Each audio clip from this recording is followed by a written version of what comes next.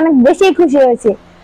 এখন অনেক মেয়েরা মোবাইলে অথবা টিকটকে আসক্ত হয়ে পড়ে, এটাতে আমরা খুবই আনন্দিত এবং খুশি। সরকারের বিভিন্ন উন্নয়ন অগ্রগতিতে জেলা পরিষদের সেবার মান বেড়েছে বহুগুণ।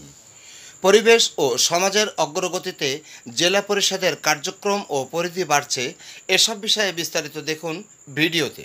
1947 সালে ব্রিটিশ শাসন ক্ষমতাচারের পর সৃষ্টি হয় দুটি দেশ, ভারত ও পাকিস্তান। যশোরকে পূর্ব পাকিস্তানের অন্তর্ভুক্ত করা হয়।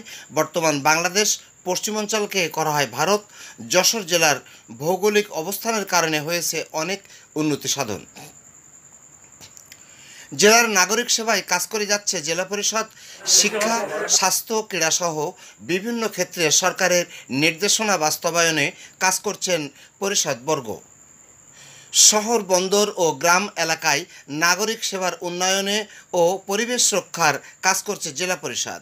জেলা পরিষদের সেবায় খুশি ভুক্তভোগীরা। আমাদের এখানে শার্শা উপজেলায় ক্রীড়া সামগ্রী থেকে আমাদের কিছু খেলোয়াড়ের জন্য কিছু খেলার জিনিসপত্র দিয়েছে। সেখানে আমরা পেয়েছি ভলিবল এবং আমাদের খেলোয়াড়ের জন্য কিছু একটা আমাদের ব্যাডমিন্টন দিলে আমাদের আরো ভালো হতো। এখন মেয়েরা বেশিরভাগ ফোন, ইউটিউব, ফেসবুক, টিকটকে আসক্ত হয়ে থাকছে। সেগুলো না দিয়ে আমরা যদি খেলার ভিতরে আসক্ত হয়ে থাকি, পড়ার ভিতরে আসক্ত হয়ে থাকি, সেগুলো আমরা পড়ায় আমরা মন দিতে পারবো এবং আমরা শারীরিক চর্চাও নিতে পারবো। সেজন্য আমাদের খেলাটা তো দরকার।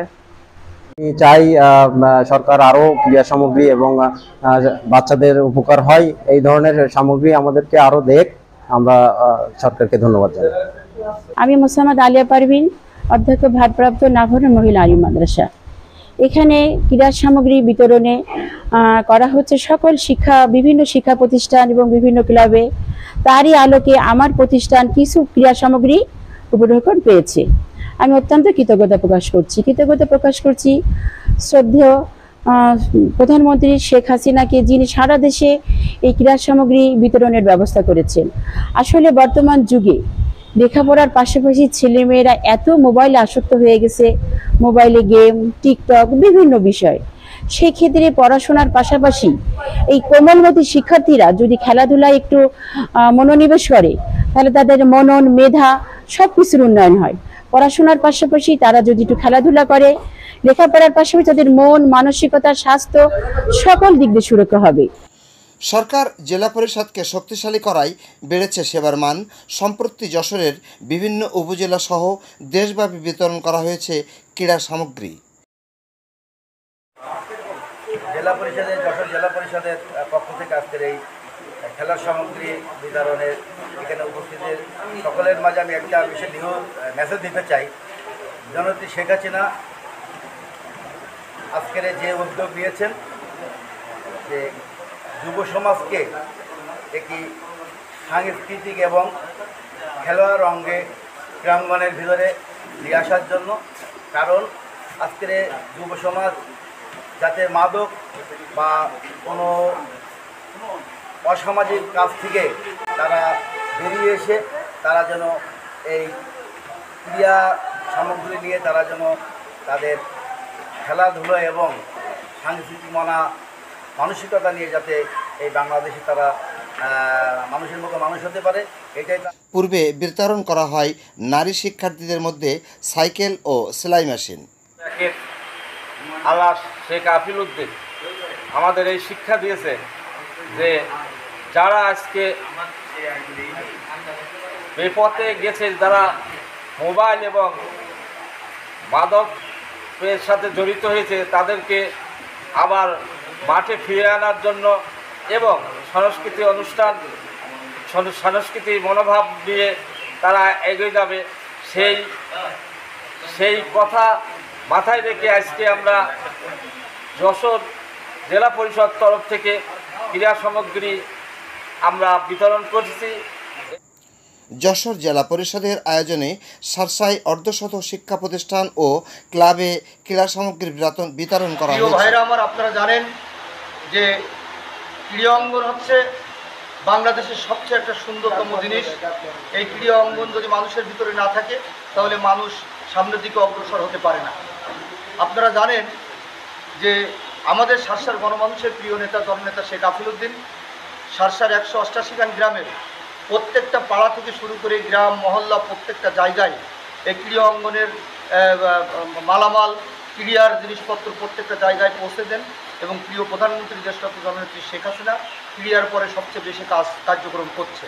তা আমরা আজকে জেলা পরিষদের আয়োজনে আজকের এই ক্রীড়া সামগ্রী বিতরণ অনুষ্ঠানে দাঁড়িয়ে শুধু একটি কথাই বলবো যে বঙ্গবন্ধু শেখ মুজিবুর রহমান যেভাবে দেশকে এগিয়ে নেওয়ার জন্য সর্বোচ্চ কার্যক্রম করেছে, তারই কন্যা প্রিয় প্রধানমন্ত্রী দেশটা প্রধানমন্ত্রী শেখ হাসিনা বাংলাদেশকে ইতিমধ্যে বিশ্বের বুকে একটি উন্নয়নশীল দেশ হিসেবে রূপান্তরিত করেছে।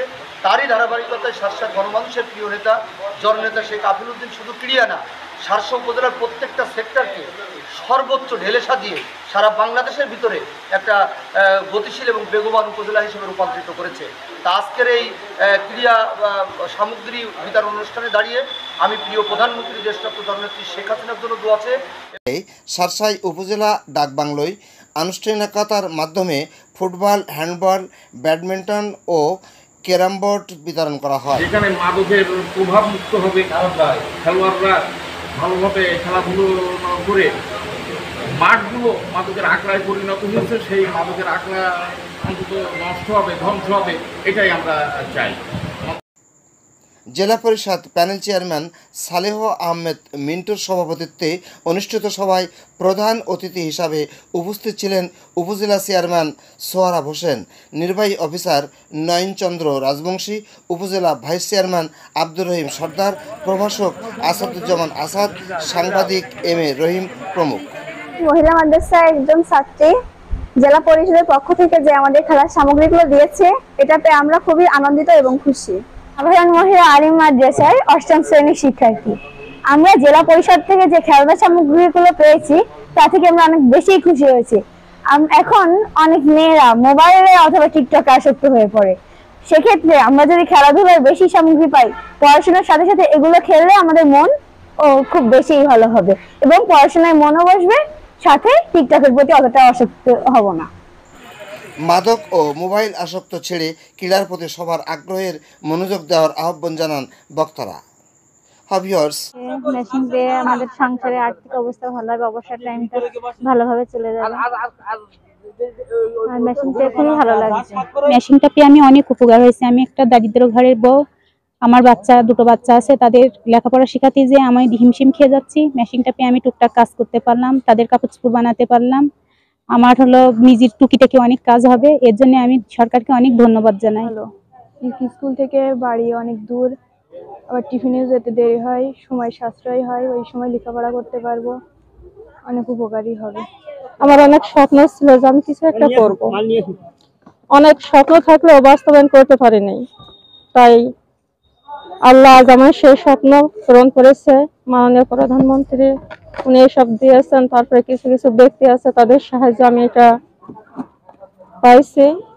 আমি দোয়া করি যারা আমার জন্য এটা করেছেন, আমার স্বপ্ন যারা পূর্ণ করেছেন, আল্লাহ তাআলা তাদেরই ভালো রাখে।